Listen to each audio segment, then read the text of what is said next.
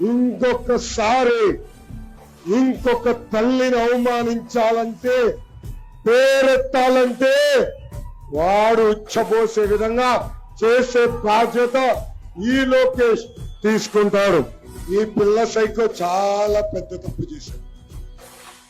దేవాలయం లాంటి Gannavaram Telugu Desam party office పై దాడి చేశాడు.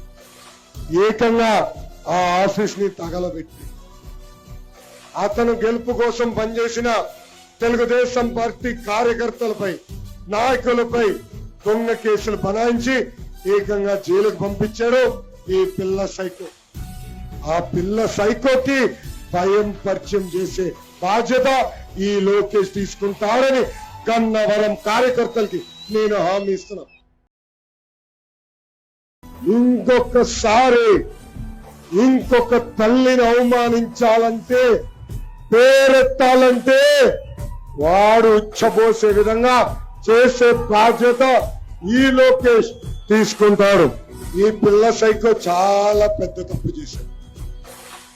దేవాలయం లాంటి గన్నవరం తెలుగుదేశం పార్టీ ఆఫీస్ పై దాడి చేశాడు. ఏకంగా ఆ ఆఫీస్ ని తగలబెట్టి అతను గెలుపు కోసం పనిచేసిన తెలుగుదేశం పార్టీ కార్యకర్తలపై, నాయకులపై దొంగ కేసులు బనాయించి ఏకంగా జైలుకు పంపించాడు ఈ పిల్ల సైకో. ఆ పిల్ల సైకోకి భయం పరిచయం చేసే బాధ్యత ఈ లోకేష్ తీసుకుంటాడని గన్నవరం కార్యకర్తలకి నేను హామీ ఇస్తున్నా.